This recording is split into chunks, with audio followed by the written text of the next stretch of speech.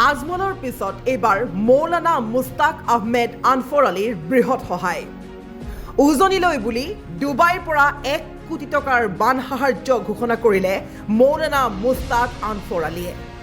একাংশই মুছলমান বুলি গালি পাৰি লাভ নাই, একাংশই ঠাট্টা মস্কৰা কৰি লাভ নাই, সাম্প্ৰদায়িক দিশত অশ্লীল ভাষাৰে আঘাত কৰি কোনো লাভ নাই, কিয়নো মানুহে মানুহৰ বাবে। যি সময়ত মুছলমান মিয়া আদি বিভিন্ন সাম্প্ৰদায়িক মন্তব্যৰে সাম্প্ৰদায়িক শব্দৰে আঘাত কৰা লোকসকলক এই কথা বাৰে বাৰে ক'ব বিচাৰিছে একাংশই যে মুছলমান বুলি হাঁহি লাভ নাই, মুছলমান বুলি ঠাট্টা মস্কৰা কৰি লাভ নাই, হিন্দু মুছলমান ভাগ ভাগ কৰি লাভ নাই।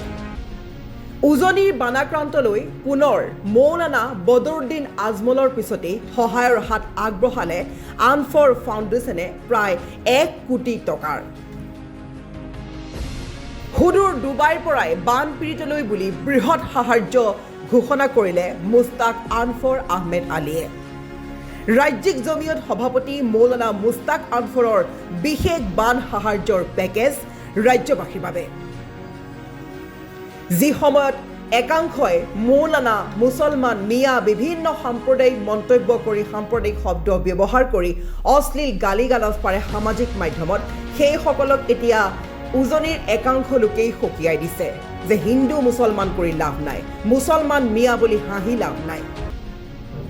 কিন্তু বিপদৰ সময়ত হিন্দু মুছলমান ভাগ নকৰি বদৰুদ্দিনৰ পিছত এইবাৰ দেখিবলৈ পোৱা গ'ল বদৰুদ্দিন আজমলৰ পিছত মৌলানা মুস্তাক আনফৰ আলীৰ বিশেষ সহায়। চৰকাৰৰ সহায়ৰ সমান্তৰালকৈ সহায় কৰিলে এইসকল লোকে।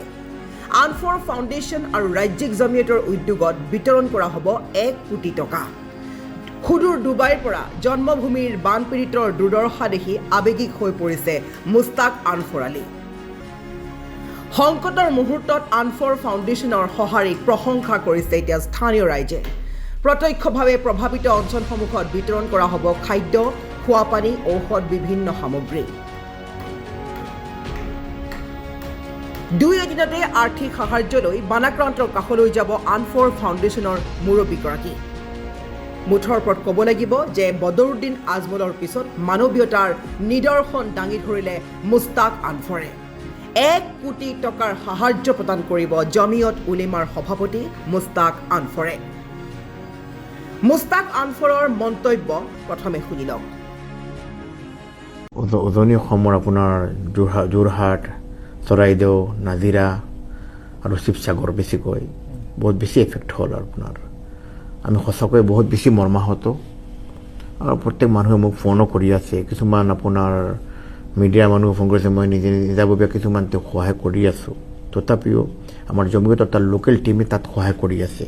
তো আমাৰ হোজাইৰ পৰা এতিয়ালৈকে এটা আনফৰ ফাউণ্ডেশ্যনৰ টীম আৰু জমিয়ত উলামাৰ এটা টীম সজাতি দল একেলগে যৌথভাৱে আপোনাৰ অহা 2 দিনৰ ভিতৰত আপোনাৰ তাত যাব।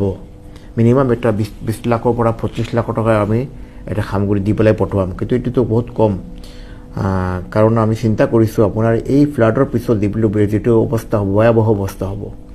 মানুহৰ ঘৰলৈ যাব, কেনেকুৱা যাব, মানুহ ঘৰত বোকা থাকিব, মানুহ বহুত বেছি ঘৰ এফেক্ট হ'ব। সেই সময়ত আমি চিন্তা কৰিছোঁ মিনিমাম আৰু এটা 75 লাখ টকা, মিনিমাম 1 কোটি টকা ধৰক টোটেলি আমি দিয়াৰ ব্যৱস্থা চিন্তা কৰিছোঁ। আৰু আপোনাৰ মোৰ গা বেয়া, মই যাব পৰা নাই, কিন্তু অহা 1 মাহৰ ভিতৰত মই নিজে গৈ পেলাই বাকী যিটো আপোনাৰ 75 লাখ টকা হওক আৰু বেছি আৰু হ'ব পাৰে, মিনিমাম 1 কোটি টকা কৈছোঁ আপোনাৰ আজিৰ পৰা মই দিম, কিন্তু বেছি আৰু হ'ব পাৰে। কিন্তু এইটো মই একেলগত আপুনি নিজে গৈ পেলাই বাকী ঘৰে ঘৰে গৈ পেলাই যি মানুহৰ ঘৰ ধৰক আপোনাৰ এফেক্ট হ'ল, মহিলা হওক, মতা মানুহ হওক, আপোনাৰ পুৰুষসকল হওক, 20,000, 15,000, 25,000 এনেকুৱা ঘৰৰ অৱস্থা থাকিব। আমি মিনিমাম এটা 1